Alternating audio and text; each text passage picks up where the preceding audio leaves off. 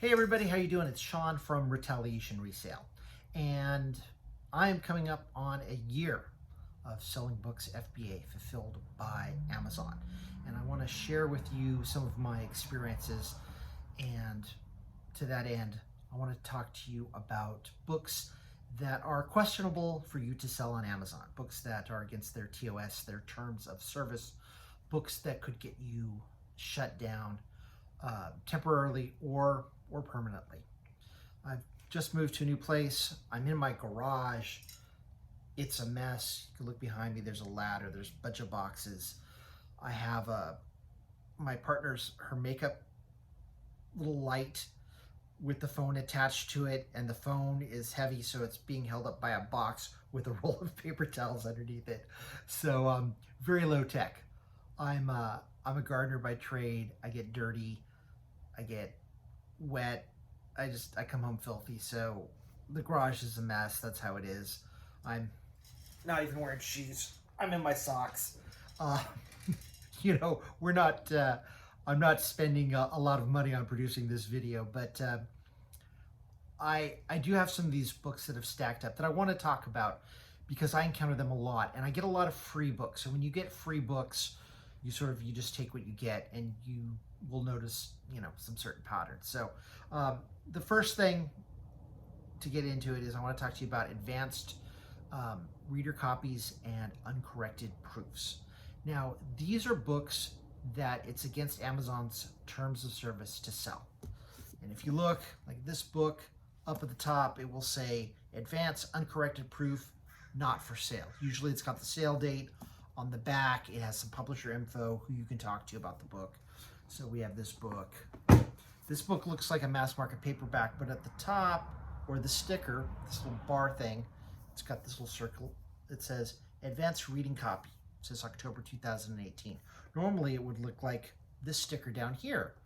And I missed it at first, but then when I looked on the back, you'll notice there is no barcode because it's not for sale. So the advanced copies and the uncorrected proofs won't have a barcode, and that's one of the dead giveaways. Father of the Rain, again, no barcode, not for resale. LA Requiem, Jimmy's Girl, Elise Blackwell, an unfinished score. Again, it tells you the price. This one does tell you what the ISBN, the International Standard Book Number is, but there's no barcode. And it's against Amazon's policy to sell these.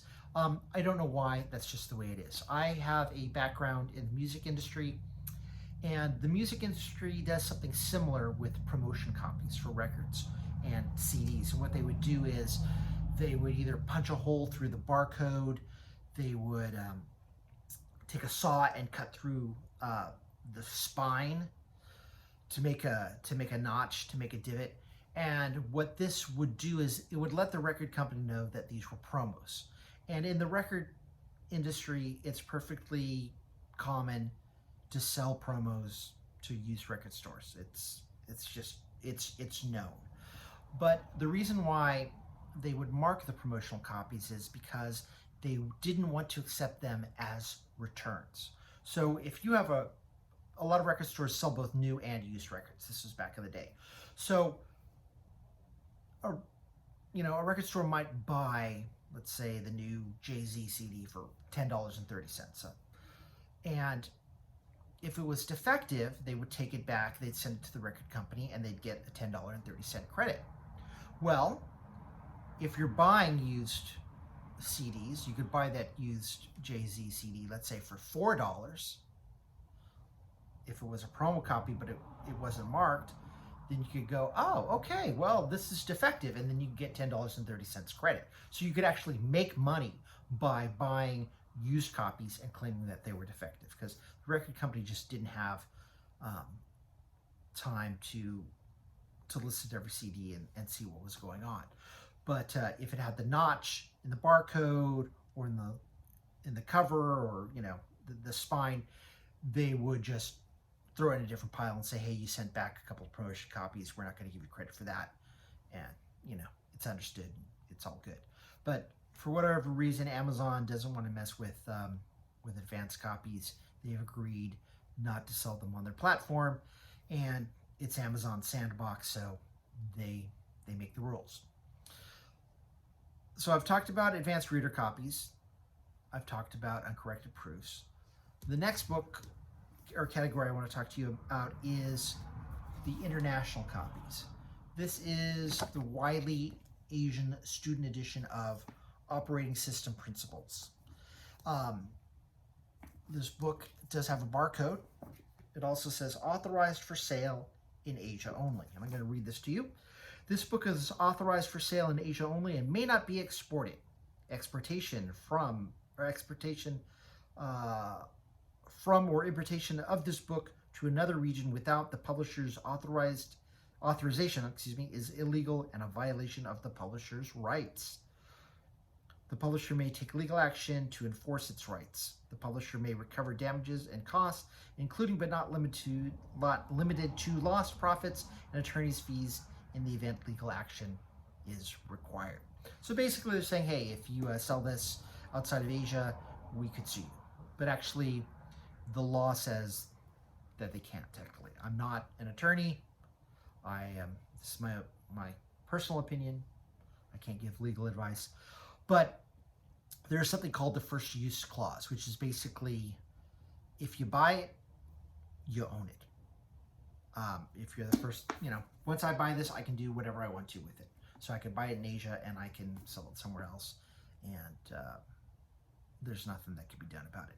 This is, going back to the record industry, there's a first use clause for music. I can write a song. And once I record it, anybody can make a cover. Anybody can record it and release it. That's perfectly legal. You'll hear sometimes people say, oh yeah, I really like this song, so I was so glad that the artist gave me permission to record it. Well, they don't need permission to record it. Basically, anybody can record it. You just have to pay the publishing fee. But what happens a lot of times in music is you ask for what's called a 3/4 rate, which is you ask to pay 75% of the current publishing rate. And it's like, so many cents per song. And they usually grant it. It's kind of common. If you're the Rolling Stones or like Jay-Z, you could say, no, you have to pay the full rate. And there's nothing you can do. But anybody can record it. But if nobody's recorded it, then you can charge whatever you want to. Okay, there's a gentleman who wrote a lot of songs for the country artist Patsy Cline, and he had a song that he wanted her to record, but she passed away before it could be recorded, and he just sat on it for about 30 years. And when Leanne Rimes came along, he's like, hey, I got the song that would be good for you, and he charged, a very nice, healthy amount. I don't know how much, but you could charge $1,000, $10,000, $100,000, $1 million, whatever somebody will pay for what's called the first use. And once Leanne Rimes recorded it, anybody else could record it. But she had the first shot. She did really well with it. I think it was Blue. I think that was the song. Not important. But anyway, this book is selling it. Okay. My research is that if the UPC matches up with the international edition, you can sell it.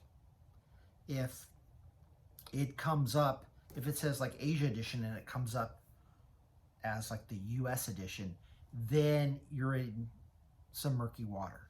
I won't sell this book just because I don't need the hassle. I don't want somebody to complain. I don't want Amazon to shut me down. It says that there's 3 copies selling for like $228. Okay, this would be a good chunk of change if I sold it. I might try to sell it on eBay, and I'll list that it's the Asia, the Wiley Asia Student Edition, and that's how I get around it. But I don't want to take a chance with Amazon shutting my account down because I send in 2 or 3 shipments a week to Amazon. I don't need any problems with them. So, all right. Now, having said that, this is a mass market paperback. And yes, you can sell this. Okay, it's not an issue.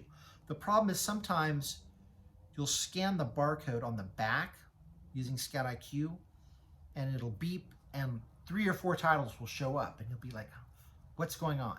Well, since this is a mass market paperback, you need to use the barcode on the inside cover.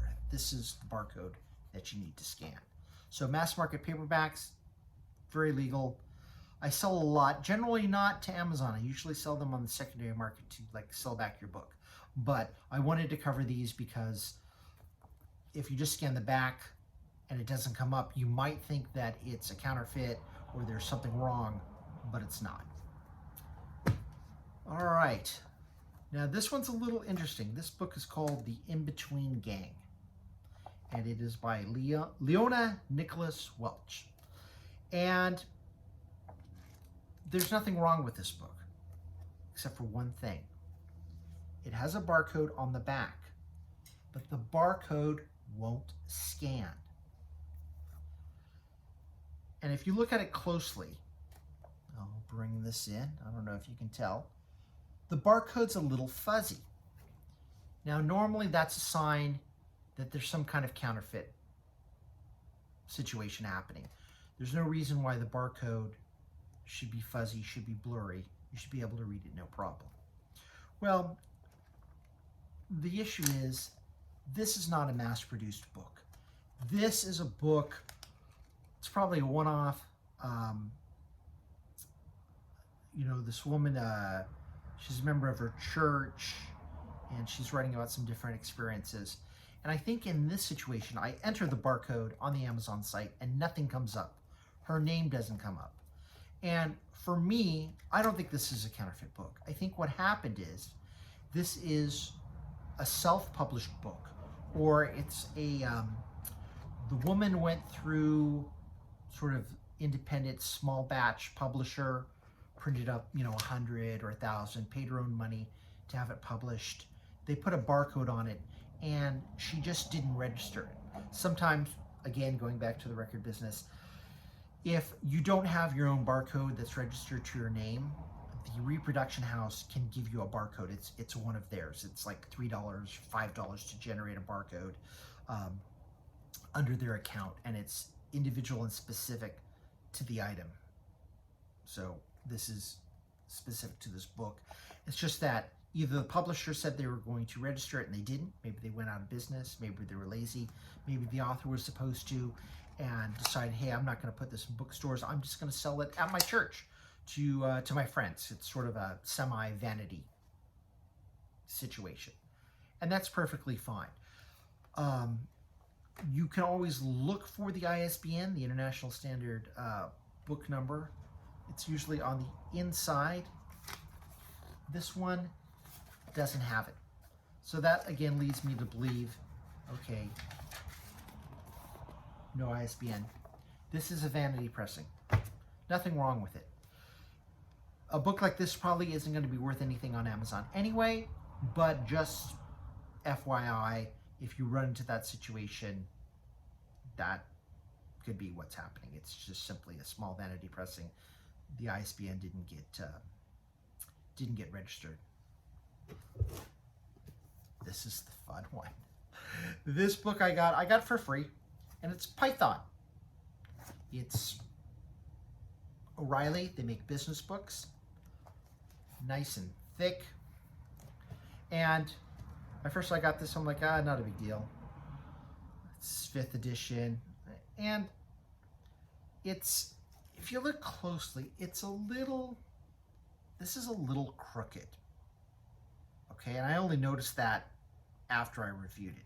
But I'm going to show you something, and this is a dead giveaway that this is a counterfeit book. You absolutely cannot sell this. Your account will get shut down, and you'll be in trouble. This book is photocopied. You can see the rat. There's lines going down this. There's a stamp. It says from Islamia Market, Niket, Oaxaca. I'm not sure. But this is a foreign book. You look at the pages. They're crooked. They don't line up. It hasn't been bound correctly. And this is just simply a photocopy. They photocopied the whole book, and they're selling it probably not for a lot. This is something that I'm sure is probably mass-produced. There's no barcode. So that's the first thing I was like, hey, where's the barcode? This is a Wiley book. And then I'm looking for the ISBN, and I'm like, oh, wait a minute. This is a photocopy. I can't sell this book. It's a photocopied book. So there you have it. So a few things just to note. You can't sell advanced reader copies. You can't sell uncorrected proofs. Certainly cannot sell counterfeit books. You want to be wary on the international books. Those I would, if it's worth it for you to sell, I would sell on another platform, either eBay if you're near a university. You could try Facebook Marketplace or another online selling platform. And then you have the mass market paperbacks, which you just have to, again, check the inside. This one's old. You can see the yellowing.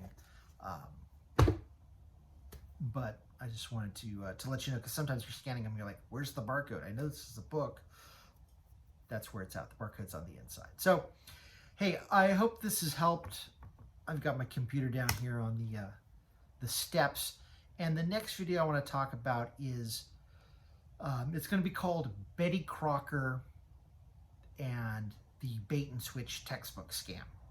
And basically it is about a buyer that buys multiple textbooks. I think they've since been shut down. It's actually a group of people. It's more than one, to my knowledge. And basically what they're doing is they're buying textbooks in like new or very good condition, and then sometimes substituting them with a book that's acceptable or just in good condition. And I'll talk about that and kind of what's going on with that and how to protect yourself in the future. But this has gone on long enough. So having said that, thanks for watching. Thanks for watching the video. Like and subscribe, and there'll be more videos to come.